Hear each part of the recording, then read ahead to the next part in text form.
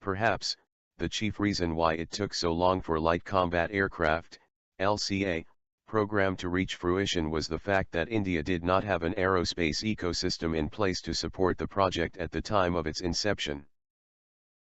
This, in turn, was primarily due to the unfortunate hiatus in domestic fighter development that followed the creation of the Hindustan Aeronautics Limited, HAL, HF-24 Meerut, which left India devoid of the necessary human and capital resources for next-generation system development.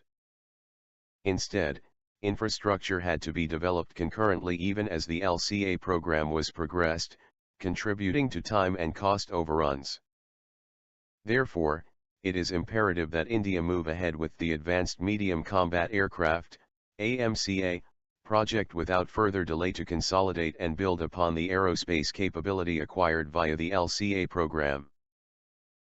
A serious AMCA effort will not only help India enhance its design pedigree but also enable it to move up the value chain in what should be a key Make in India manufacturing sector. Besides the second-order technological benefits that would accrue to India's aerospace sector, AMCA also holds the potential to become an aircraft that can be tailored to Indian Air Force's, IAF, doctrinal requirements. Despite what critics say, it is undeniable that the LCA program has engendered a credible domestic aerospace ecosystem with potential for further development. Due to the project, a range of standard test facilities have been set up by the Aeronautical Development Agency, ADA, which manages the overall LCA development program. Today, India also has a contemporary national flight test center thanks to the LCA effort.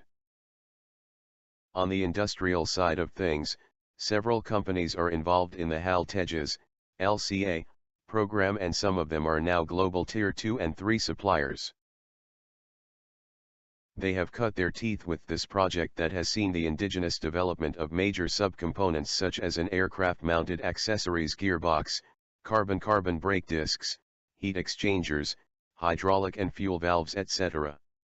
By value, more than 60% of the components going into the HAL Tejas Mk1 are now indigenous, and the aircraft's indigenous content is sought to be raised further through greater outsourcing by HAL.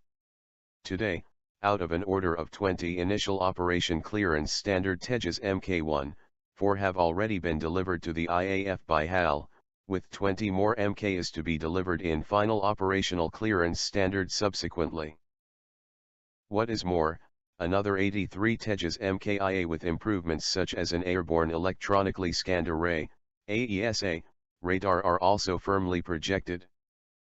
With these orders, it can be said that the focus of the LCA program has now moved to the production side of things, where HAL should ideally take the lead with hand-holding from ADA. To be sure, ADA is also committed to the development of the Tejas Mk2 as well, the naval LCA project. Nevertheless, it is time that ADA used its core technological strengths garnered via the LCA program in areas such as avionics, flight control laws and computational fluid dynamics to progress the AMCA project to the full-scale engineering development, FSED, phase. Currently, the AMCA project started on the basis of a preliminary staff qualitative requirement from the IAF is in the preliminary design phase. Around Rs 150 crore has already been spent on the project, with progress made on finalizing the aircraft's stealthy aerodynamic configuration as well as its inboard and structural layout. Work on next-generation cockpit displays and weapons release testing from a mock internal bay is also underway. The AMCA is envisaged to be firmly in the medium category with a maximum take-off weight of 24.2 tons and will feature a large weapons bay that can accommodate a payload of 3 tons. Overall, it will have fifth-generation, 5G, features such as radar and infrared signature management, supercruise and onboard sensor fusion. Unevenly developed. However, the technology for the above-mentioned 5G features is unevenly developed in India at the moment, and a wide-ranging effort drawing in a number of DRDO labs will be required to realize the same.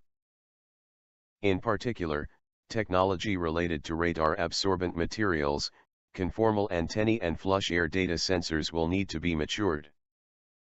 As such, it is time the central government sanctioned the funds required for this overarching effort to expedite matters. It seems that a sum of rupees 3,000 to 4,000 crore will be enough to create 3-4 prototypes in a 7-8 year period. Successful technology demonstration by itself will strengthen India's hand at the world aerospace table. Indeed, if the AMCA program had been seriously underway, the Russians would perhaps have been more flexible in negotiations related to technology sharing for the fifth-generation fighter aircraft, FGFA, program. If anything, the FGFA program has shown that it will not be that easy for the IAF to mold on demand a design that has been developed to the specifications of another air force. To be able to play to its own emerging air power doctrine in the 21st century, the IAF also needs to build its own aircraft at some level by taking ownership of the AMCA project. Thanks for watching. Please subscribe to the channel if you have not already.